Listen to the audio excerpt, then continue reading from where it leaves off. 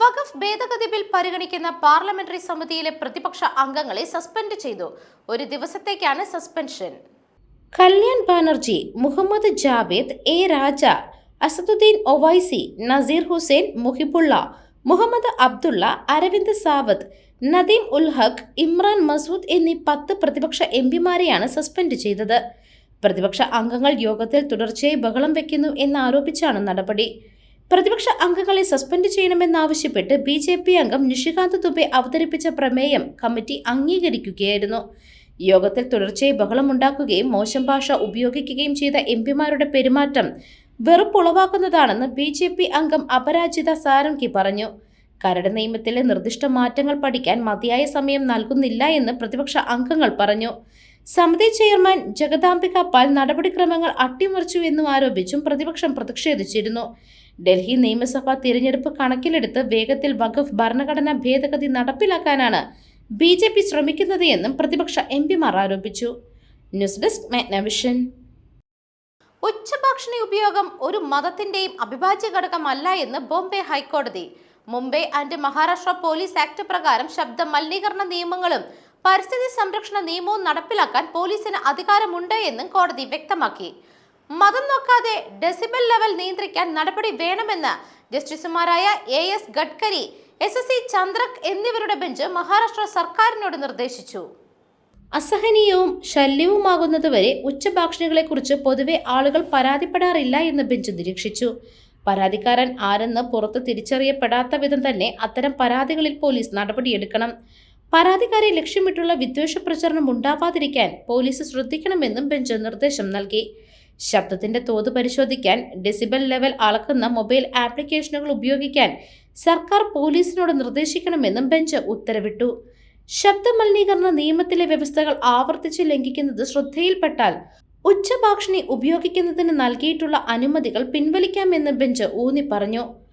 കുർളയിലെ ചുനാഭട്ടിയിലും നെഹ്റു നഗറിലും നിരവധി മസ്ജിദുകളും മദ്രസകളും ഉണ്ട് എന്നും അവ ലൗഡ് സ്പീക്കറുകളും ആംപ്ലിഫയറുകളും സ്ഥാപിച്ചിട്ടുണ്ട് എന്നും അവയിൽ നിന്നുള്ള ശബ്ദം അസഹനീയവുമാണെന്നും ജോക്കോ Nehru Nagar residence welfare association സമർപ്പിച്ച ഹർജി പരിഗണിക്കുകയായിരുന്നു കോടതി.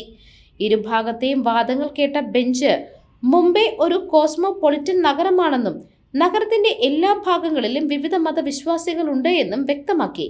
ഉച്ചഭാഷിണി ഉപയോഗം ഒരു മതത്തിന്റെയും അവിഭാജ്യ ഘടകമല്ല എന്ന് നിരീക്ഷിച്ച കോടതി ശബ്ദ മലിനീകരണം എവിടെയുണ്ടായാലും നടപടിയെടുക്കാൻ പോലീസിനോട് നിർദ്ദേശിച്ചു. News desk Magnavision.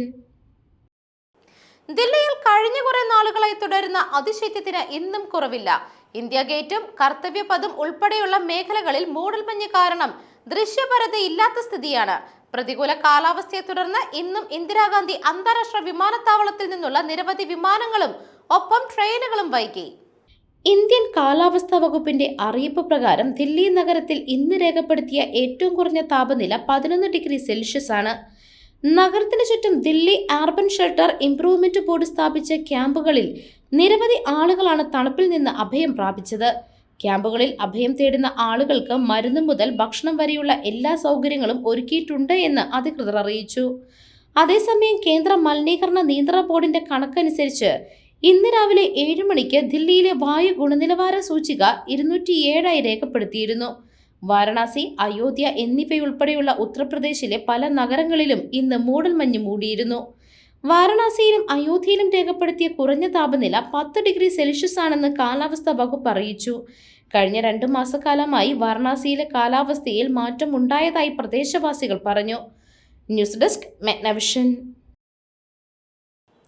മഹാരാഷ്ട്രയിലെ പൂനെയിൽ ഗില്ലൻ ബാരെ സിൻഡ്രോം രോഗലക്ഷണങ്ങളുമായി എത്തുന്നവരുടെ എണ്ണം കൂടിക്കൊണ്ടിരിക്കുകയാണ്. ഇതിനോടകം തന്നെ രോഗലക്ഷണങ്ങളുമായി ആശുപത്രിയിൽ ചികിത്സ തേടിയിരിക്കുന്നത് 67 പേരാണ്.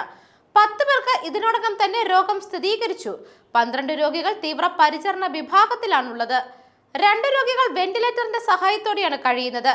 ശരീരത്തിന്റെ പ്രതിരോധ സംവിധാനമായ പെരിഫറൽ നാഡീവ്യവസ്ഥയെ ആക്രമിക്കുന്ന അപൂർവ ന്യൂറോളജിക്കൽ അവസ്ഥയാണ് ഗില്ലൻ ബാരെ സിൻഡ്രോം.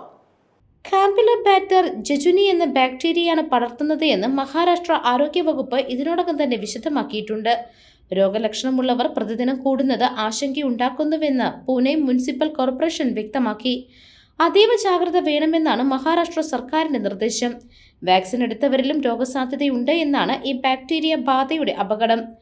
പനി, ചുമ, മൂക്കൊലിപ്പ്, വയറുവേദന, ഒഴിച്ചിൽ അടക്കമുള്ളവയാണ് രോഗലക്ഷണം.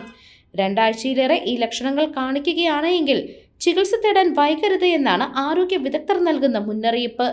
സാധാരണഗതിയിൽ മൃഗങ്ങളുടെ കുടലിൽ കാണുന്ന ബാക്ടീരിയയാണ് അണുബാധയ്ക്ക് കാരണമാകുന്നത്. ശരിയായ രീതിയിൽ പാകം ചെയ്യാതെ ഭക്ഷണം കഴിക്കുന്നതും കൃത്യമായ രീതിയിൽ പാസ്ചറൈസ് ചെയ്യാത്ത പാൽ ഉൽപ്പന്നങ്ങൾ, വൃത്തിയില്ലാത്ത കുടിവെള്ളം എന്നിവയിലൂടെയും രോഗം പടരുമെന്നാണ് ആരോഗ്യ വിദഗ്ധർ വിശദമാക്കുന്നത്. News desk മെഗ്നവിഷൻ.